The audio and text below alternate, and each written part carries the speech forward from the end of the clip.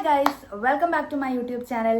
അപ്പോൾ കുറേ നാളായി ഞാൻ ഇങ്ങനെ വന്നിരുന്ന് സംസാരിച്ചിട്ട് ഒരു വീഡിയോ ഒക്കെ അപ്ലോഡ് ചെയ്തിട്ട്. അപ്പോൾ ഒരു ചെറിയ സ്റ്റാർട്ടിങ് ട്രബിൾ ഉണ്ട്, എങ്ങനെയാണ് നമുക്ക് തുടങ്ങേണ്ടത് എന്നുള്ളൊരു കാര്യത്തിലൊക്കെ. അപ്പോൾ ഇപ്പം ഞാൻ കണ്ടിന്യൂസ് അല്ല, എന്നാലും ഇങ്ങനെ വീഡിയോസ് ഷോർട്സ് ആയിട്ട് എൻ്റെ ഒരു പ്രഗ്നൻസി ജേർണി നിങ്ങളുമായിട്ട് ഷെയർ ചെയ്യാനായിട്ട് ഞാൻ ശ്രമിക്കുന്നുണ്ട്. അപ്പോൾ ഞാൻ ഒരു പ്രഗ്നൻസി സീരീസ് പോലെ കുറച്ച് വീഡിയോസൊക്കെ ഞാൻ എടുത്ത് വെച്ചിട്ടുണ്ട്. അപ്പോൾ അത് ഓരോന്നായിട്ട് ഞാനിപ്പം അപ്ലോഡ് ചെയ്തുകൊണ്ടിരിക്കുന്നുണ്ട്.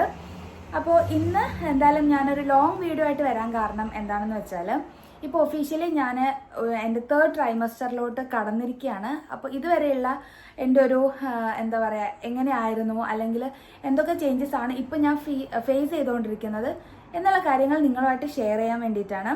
അപ്പോൾ പ്രഗ്നൻ്റ് ആയിരിക്കുന്ന ലേഡീസ് ആരെങ്കിലും ഇത് കാണുന്നുണ്ടെങ്കിൽ അവർക്ക് യൂസ്ഫുൾ ആയിരിക്കും. അതേപോലെ തന്നെ നിങ്ങൾക്ക് ഉണ്ടാവുന്ന ചേഞ്ചസ്, നിങ്ങൾക്ക് എന്തൊക്കെയാണ് ഈ ഒരു പ്രഗ്നൻസി ജേർണിയിൽ ഉണ്ടായിട്ടുള്ളത്, ഇനി ട്വിൻസ് ഉള്ള ആരൊക്കെയാണ് എന്നുള്ളതൊക്കെ ഈ വീഡിയോൻ്റെ ഇടയിൽ കമൻറ്റ് ചെയ്യാം. അപ്പോൾ എന്തായാലും തംബ്നെയിൽ കണ്ട പോലെ തന്നെ 3rd ട്രൈമസ്റ്ററിൽ അല്ലെങ്കിൽ ഇപ്പം റീസെൻ്റ് ആയിട്ട് എന്തൊക്കെ ചേഞ്ചസ് ആണ് ഞാൻ ഫേസ് ചെയ്തുകൊണ്ടിരിക്കുന്നത്, അതിപ്പം ഫിസിക്കലി ആയിക്കോട്ടെ മെൻ്റലി ആയിക്കോട്ടെ എന്തൊക്കെ ചേഞ്ചസ് ആണ് ഇപ്പം ഞാൻ ഫേസ് ചെയ്തുകൊണ്ടിരിക്കുന്നത് ഇൻക്ലൂഡ് ചെയ്തിട്ടുള്ള ഒരു കുട്ടി വീഡിയോ ആണ് കേട്ടോ ഞാൻ ഇന്ന് കാണിക്കാനായിട്ട് പോകുന്നത്. അപ്പോൾ നമുക്ക് വേഗം വീഡിയോ സ്റ്റാർട്ട് ചെയ്യാം. നമുക്ക് ഓരോ പോയിന്റ്സ് ആയിട്ട് നോക്കാം. അതിൽ ആദ്യത്തേത് ബേബി റിലേറ്റഡ് ആയിട്ടുള്ള കാര്യം തന്നെ നോക്കാം. മൂവ്മെന്റിനെ പറ്റി പറയാം. അതാണ് നമ്മളെല്ലാവരും എക്സൈറ്റഡ് ആയിട്ട് എപ്പോഴും ഈ ഫോക്കസ് ചെയ്തുകൊണ്ടിരിക്കുന്ന ഒരു കാര്യം അല്ലേ. അപ്പോൾ എൻ്റെ ഒരു കേസിൽ എങ്ങനെയാണെന്ന് വെച്ചാൽ, ഇപ്പം ട്വിൻ പ്രഗ്നൻസി ആയതുകൊണ്ട് തന്നെ നമുക്ക് 2 ബേബീസിന്റെ മൂവ്മെന്റ്സും അറിയാൻ പറ്റും. എന്ന് പറയുന്നത് വളരെ സ്ട്രോങ് ആണ്, അതായത് സ്ട്രോങ് കിക്സ്, അതുപോലെ തന്നെ ബേബി റോൾ ചെയ്യുന്നത് പോലെ, ചില സമയത്ത് ബേബി സ്ട്രെച്ച് ചെയ്യുന്ന പോലെ, അങ്ങനെയൊക്കെ നമുക്ക് റെഗുലർ ആയിട്ട് ബേബീന്റെ മൂവ്മെന്റ്സ് അറിയാനായിട്ട് പറ്റും.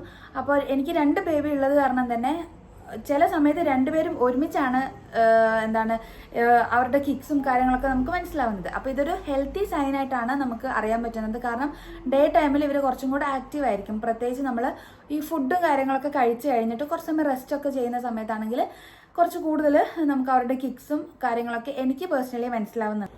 അപ്പോൾ അടുത്തൊരു മെയിൻ പ്രോബ്ലം ഞാൻ ഫേസ് ചെയ്യുന്ന കാര്യം എന്താണെന്ന് വെച്ച് കഴിഞ്ഞാൽ, എനിക്ക് ബ്രീത്തിങ് ഡിഫിക്കൽട്ടി. അതായത് കുറച്ച് ദൂരം ഒന്ന് നടന്നു കഴിഞ്ഞാൽ അല്ലെങ്കിൽ സ്റ്റെയർ കയറി കഴിഞ്ഞാൽ എനിക്ക് ഭയങ്കരമായിട്ടും ഒരു ശ്വാസം മുട്ടൽ ഫീൽ ചെയ്യാറുണ്ട്. അപ്പോൾ അതെല്ലാവർക്കും ഉണ്ടാവുന്ന ആണ് ഞാൻ കേട്ടിട്ടുള്ളത്. പ്രത്യേകിച്ച് നമ്മുടെ യൂട്രസ് ഒക്കെ എക്സ്പാൻഡ് ചെയ്യാണ്. അപ്പോൾ നമ്മുടെ ബോഡി വെയിറ്റ് വെച്ച് വരികയാണ്. അപ്പോൾ അതുകൊണ്ട് തന്നെ ബോഡി വെയിറ്റ് ഗെയിൻ അനുസരിച്ചിട്ട് നമുക്ക് ഇതേപോലുള്ള ബ്രീതിങ് ഡിഫിക്കൽട്ടീസ് ഉണ്ടാകും. ഇപ്പം ഞാൻ കറൻ്റ്ലി വർക്ക് ചെയ്യാണ്. അപ്പോൾ ഡ്യൂട്ടിക്കൊക്കെ പോകുന്ന സമയത്തും എനിക്ക് ഭയങ്കരമായിട്ട് അങ്ങനത്തെ ഒരു ബുദ്ധിമുട്ട് ഫീൽ ചെയ്യാറുണ്ട്. പ്രത്യേകിച്ച് ഇപ്പോഴത്തെ വെതർ ഭയങ്കര ചൂടാണ്. അപ്പോൾ ആ ഒരു വെതറിൽ നിന്നിട്ടും നമ്മൾ എന്തെങ്കിലും കുറച്ചും കൂടെ ഒരു ഇങ്ങനെ ജോലിയൊക്കെ എടുക്കുകയാണെങ്കിൽ എനിക്ക് ഭയങ്കരമായിട്ടും ഒരു ഡിസ്കംഫർട്ട് ഫീൽ ചെയ്യുന്നുണ്ട്. അപ്പോൾ അതാണ് ഞാൻ ഏറ്റവും ഫേസ് ചെയ്യുന്ന ഇപ്പോഴത്തെ ഒരു പ്രോബ്ലം എന്ന് പറയുന്നത്. അപ്പം മാക്സിമം റിലാക്സ് ചെയ്യുക, റെസ്റ്റ് എടുക്കുക, അങ്ങനെ മാത്രമേ ചെയ്യാനായിട്ട് പറ്റുള്ളൂ. അപ്പം അതേപോലെയുള്ള മറ്റൊരു പ്രശ്നമാണ് back pain and pelvic pressure. ഇതും ഞാൻ കേട്ടിട്ടുണ്ട്, എല്ലാവർക്കും കോമൺ ആയിട്ട് വരുന്ന ഒരു സംഭവമാണ് ബാക്ക് പെയിൻ അല്ലെങ്കിൽ ഈ ഒരു പെൽവിക് പ്രഷർ എന്ന്. പക്ഷെ ഇപ്പം റീസെന്റ് ആയിട്ടാണ് എനിക്ക് ഭയങ്കരമായിട്ടും ആ ഒരു പെയിന് വന്നു തുടങ്ങിയത്. ബാക്ക് പെയിൻ എനിക്ക് പിന്നെയും പ്രശ്നമില്ല, പക്ഷെ എനിക്ക് പെൽവിക് പ്രഷറും നന്നായിട്ട് ഫീൽ ചെയ്യുന്നുണ്ട്. അപ്പോൾ ഇപ്പോൾ 28 വീക്സ് ഒക്കെ ആയതുകൊണ്ട് ബേബിക്ക് വെയിറ്റ് റാപ്പിഡ് ആയിട്ടാണ് ഗ്രോ ചെയ്യുന്നത്. അപ്പോൾ ബേബിയുടെ വെയിറ്റ് കൂടുന്നതിനനുസരിച്ച് ലോവർ ബാക്ക് പെയിനും അതുപോലെ തന്നെ ആ ഒരു പെൽവിക് ഏരിയന്റെ അവിടെ ഒരു പ്രഷർ നമുക്ക് നന്നായിട്ട് ഫീൽ ചെയ്യും. ഒറ്റ സ്ട്രെച്ച് നമ്മൾ നിന്നിട്ട് ജോലി എടുക്കുക, അങ്ങനെ എന്തെങ്കിലും ഒരു കാര്യം ഒരുപാട് നേരം നിന്നിട്ട് ചെയ്യുമ്പം ഈ ഒരു പ്രഷറൊക്കെ നന്നായിട്ട് ഫീൽ ചെയ്യും. അപ്പോൾ ഞാൻ എന്താ ചെയ്യുന്നത് വെച്ചാൽ, നേരത്തെ പറഞ്ഞ പോലെ തന്നെ കുറച്ച് ബ്രേക്ക് എടുക്കുക, വീണ്ടും വർക്ക് കണ്ടിന്യൂ ചെയ്യുക, അങ്ങനെയാണ് ഇപ്പോൾ ചെയ്തുകൊണ്ടിരിക്കുന്നത്. ആ ജോലിൻ്റെ ഇടയിലും കുറച്ചായിട്ട് ബ്രേക്ക് ചെയ്ത് അങ്ങനെ ജോലി ചെയ്യാനായിട്ട് നോക്കുക. അപ്പോൾ ഇതാണിപ്പോൾ ഞാൻ ഫോളോ ചെയ്ത് വരുന്നൊരു കാര്യം. പിന്നെ വേറൊരു കാര്യം എന്താണെന്ന് വെച്ചാൽ, സ്വെല്ലിങ്, നമ്മുടെ കയ്യിലും കാലിലും ഒക്കെ ചെറുതായിട്ട് നീര് വന്നതുപോലെ തോന്നുന്നത് കോമൺ ആയിട്ട് കണ്ടുവരുന്ന കാര്യമാണ്. അപ്പോൾ ഇനി അങ്ങോട്ട് എനിക്ക് തോന്നുന്നു കുറച്ചും കൂടി ഇത് കൂടിയാലേ ഉള്ളൂ. എനിക്ക് വൈകുന്നേരമാണ് ഞാനിത് കൂടുതലായിട്ട് നോട്ടീസ് ചെയ്യാറുള്ളത്. അപ്പോൾ ആ ഒരു ടൈമിലൊക്കെ ആകുമ്പം കയ്യിലും പിന്നെ ആങ്കിൾസിൻ്റെ ആ സൈഡിലൊക്കെ എനിക്ക് നന്നായിട്ട് നീര് വെക്കുന്ന പോലെ തോന്നാറുണ്ട്. മെയിൻ ആയിട്ടുള്ള വേറൊരു കുഴപ്പം അല്ലെങ്കിൽ വേറൊരു പ്രശ്നം എന്താണെന്ന് വെച്ച് കഴിഞ്ഞാൽ, ഈ ഒരു വെരിക്കോസ് വെയിന് പോലെ വരിക. അപ്പോൾ അത് ഞാൻ കഴിഞ്ഞ അപ്പോയിൻമെന്റ് സമയത്ത് ഡോക്ടറെ അടുത്ത് സംസാരിച്ചിട്ടുണ്ടായിരുന്നു. അപ്പം ഡോക്ടർ പറഞ്ഞത് ഈ ഒരു ടൈമിൽ അത് വരും എന്നാണ് പറഞ്ഞത്. ഇങ്ങനെ എടുത്തെടുത്ത് കാണാൻ പറ്റും, ശരിക്കും ആ ഒരു വെയിൻസ് നമുക്ക് തെളിഞ്ഞ് കാണാൻ പറ്റും. അപ്പോൾ അത് ഞാൻ ആദ്യം കുറച്ച് പേടിച്ചു, കാരണം എനിക്ക് ഫസ്റ്റ് പ്രഗ്നൻസിയിൽ ഇല്ലായിരുന്നു. അപ്പോൾ ഡോക്ടർ പറഞ്ഞു, പ്രത്യേകിച്ച് ട്വിൻസും കൂടെ ആയതുകൊണ്ട് നമ്മൾ ഡ്യൂട്ടിക്കും കൂടെ പോകുന്നതുകൊണ്ട് അതെന്തായാലും അതുണ്ടാകും. ആൻഡ് പ്രഗ്നൻസി കഴിയുമ്പം ആ ഒരു വെരിക്കോസ് വെയിൻ്റെ പ്രശ്നങ്ങളൊക്കെ മാറും എന്നാണ് പറഞ്ഞിട്ടുണ്ടായിരുന്നത്. അങ്ങനെ സ്വെല്ലിംഗ് ഉണ്ടെന്ന് നിങ്ങൾക്ക് തോന്നുവാണെങ്കിൽ കാലുകൾ എലിവേറ്റ് ചെയ്ത് വെക്കാനായിട്ട് ശ്രമിക്കാം. എപ്പോഴും കാല് കുറച്ചൊന്ന് പൊക്കി വെച്ചിട്ട് നമ്മൾ റെസ്റ്റ് എടുക്കുകയൊക്കെ ചെയ്യുവാണെങ്കിൽ കുറച്ചൊക്കെ നമുക്ക് ആ ഒരു ഇത് കുറയ്ക്കാൻ പറ്റും. പിന്നെ ഞാൻ മെയിനായിട്ടും ചെയ്യാൻ ശ്രമിക്കുന്നത് കംപ്രഷൻ സോക്സ് യൂസ് ചെയ്യുന്നുണ്ട്. അപ്പോൾ കംപ്രഷൻ സോക്സ് യൂസ് ചെയ്യുമ്പോഴും നമുക്ക് കുറച്ചൊക്കെ ഒന്ന് കുറവ് ഫീൽ ചെയ്യുന്ന കുറച്ച് ഒരു കുറവൊക്കെ ഫീൽ ചെയ്യും. അപ്പോൾ ഇതാണ് ഞാൻ ചെയ്യുന്നത്, എപ്പോഴും കാല് പൊക്കി വെച്ചിട്ട് ഇരിക്കാനായിട്ട് നോക്കുന്നത്. ഈ ഒരു ടൈമൊക്കെ ആയപ്പം വന്ന വേറൊരു ചേഞ്ചാണ് എനിക്ക് അസിഡിറ്റി, ഗ്യാസ്, അല്ലെങ്കിൽ ഹാർട്ട് ബേൺ എന്നൊക്കെ പറഞ്ഞിട്ട്. എനിക്ക് ഹാർട്ട് ബേൺ ഒക്കെ ഞാൻ ലേറ്റ് ആയിട്ട് ഫുഡ് കഴിക്കുകയാണെങ്കിൽ എനിക്ക് ഈ ഒരു പ്രശ്നങ്ങളൊക്കെ വരാറുണ്ട്. പിന്നെ കോൺസ്റ്റിപ്പേഷനും ഇടയ്ക്കിടയ്ക്ക് വരാറുണ്ട്.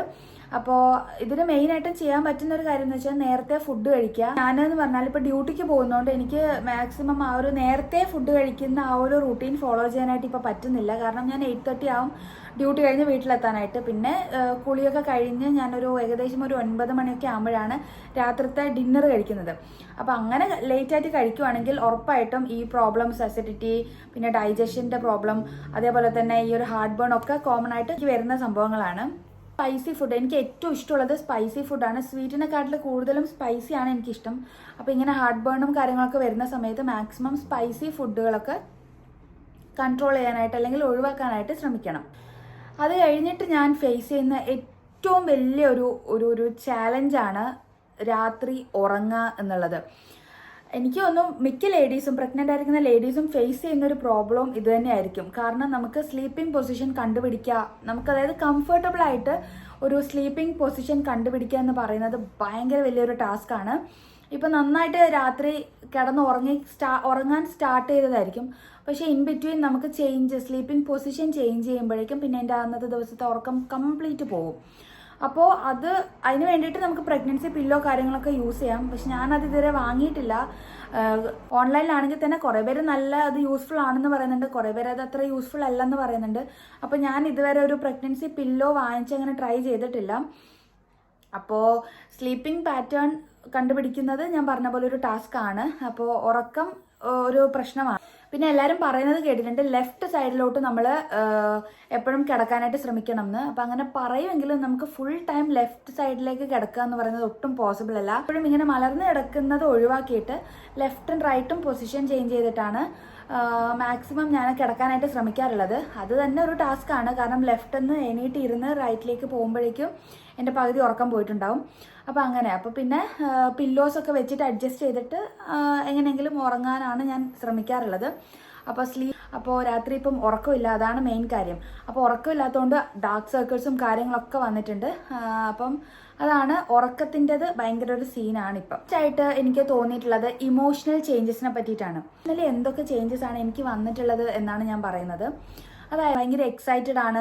കാരണം പ്രത്യേകിച്ച് 2 ബേബീസ് വരാനുള്ളത് കൊണ്ട് തന്നെ അതിൻ്റെ ഒരു ഡബിൾ എക്സൈറ്റ്മെന്റ് എന്നൊക്കെ പറയില്ലേ, അതാണ്. അപ്പം അറ്റ് ദ സെയിം ടൈം ഭയങ്കര ഡൗട്ട്ഫുൾ ആണ്, അല്ലെങ്കിൽ ഭയങ്കര ക്യൂരിയസ് ആണ്. പ്രഗ്നൻസി ടൈമിൽ, ഡെലിവറി ടൈമിൽ ഇതെങ്ങനെയായിരിക്കും, എന്തൊക്കെ സംഭവിക്കും, അത് മുന്നേ എക്സ്പീരിയൻസ് ഇല്ലാത്തതുകൊണ്ട് എനിക്ക് ഭയങ്കര ടെൻഷനാണ് ആ ഒരു കാര്യം. പിന്നെ നമുക്ക് മൂഡ് സ്വിങ്സ്, ചിലപ്പോൾ നമുക്ക് ഭയങ്കരമായിട്ട് ദേഷ്യം വരാം, ചിലപ്പം ഒരു ആവശ്യമില്ലാണ്ട് നമുക്ക് നന്നായിട്ട് സന്തോഷം വരാം. അങ്ങനെയുള്ള പല ഇമോഷൻസിലൂടെയാണ് ഇപ്പം ഞാൻ കടന്നുപോയിക്കൊണ്ടിരിക്കുന്നത്. അപ്പം ഇതൊക്കെ ലൈക്ക് നമ്മുടെ സപ്പോർട്ട് ചെയ്യാനായിട്ട് നമ്മുടെ ഫാമിലി, നമ്മുടെ ഹസ്ബൻഡും അങ്ങനെയൊക്കെ ഉണ്ടെങ്കിൽ നമുക്കൊരു പരിധി വരെ നമ്മുടെ ഇമോഷൻസിനെ കൺട്രോൾ ചെയ്യേണ്ട കാര്യം ഉണ്ടെന്ന് തോന്നുന്നില്ല. നമുക്കത് പ്രകടിപ്പിക്കാനുള്ളൊരു സ്പേസും കൂടി ഉണ്ടാവണമല്ലോ. നമ്മളെ സപ്പോർട്ട് ചെയ്യാനായിട്ട് ആരെങ്കിലുമൊക്കെ ഉണ്ടെങ്കിൽ അത് നമുക്ക് കൂടുതലും നമ്മുടെ ഒരു ഇമോഷണൽ ഒരു സ്റ്റെബിലിറ്റി, അല്ലെങ്കിൽ ഇമോഷണലി നമുക്ക് കുറച്ചും കൂടെ സ്റ്റേബിൾ ആവാനായിട്ട് ഹെൽപ്പ് ചെയ്യും. ട്രൈമസ്റ്റർ എന്ന് പറയുന്നത് നമ്മുടെ ബോഡി ഒരു ഡെലിവറിക്ക് പ്രിപ്പയർ ആവാൻ സ്റ്റാർട്ട് ചെയ്യുന്ന ഒരു ടൈമൊക്കെ ആണല്ലോ. അപ്പം നമ്മൾ എപ്പോഴും ഹാപ്പി ആയിട്ട് ഇരിക്കുക, നമ്മൾ ഹാപ്പി ആയിരുന്നാൽ മാത്രമാണ് ബേബി ഹാപ്പി ആയിട്ട് ഇരിക്കുക എന്നുള്ളൊരു കാര്യം എപ്പോഴും നമ്മൾ മൈൻഡിൽ വെക്കണം. അപ്പോൾ പിന്നെ listen to your body, take rest and stay positive കാര്യങ്ങളാണ് എനിക്ക് ഈ ഒരു 3rd ട്രൈമസ്റ്ററിൽ നിങ്ങളുമായിട്ട് ഷെയർ ചെയ്യാനുള്ളത്. അപ്പോൾ ഇനി വരുന്ന വീഡിയോസിലൊക്കെ ഇതുപോലെ യൂസ്ഫുൾ ആയിട്ടുള്ള എന്തെങ്കിലുമൊക്കെ കണ്ടന്റ്സ് ഉണ്ടെങ്കിൽ ഞാൻ ഉറപ്പായിട്ടും വീഡിയോ ചെയ്യുന്നതായിരിക്കും. എൻ്റെ വീഡിയോ ഇഷ്ടപ്പെടുവാണെങ്കിൽ നിങ്ങൾ ലൈക്ക് ചെയ്യുക, ഷെയർ ചെയ്യുക, സബ്സ്ക്രൈബ് ചെയ്യുക. അപ്പോൾ പുതിയൊരു വീഡിയോ ആയിട്ട് കാണുന്നവരേക്കും ടാറ്റാ.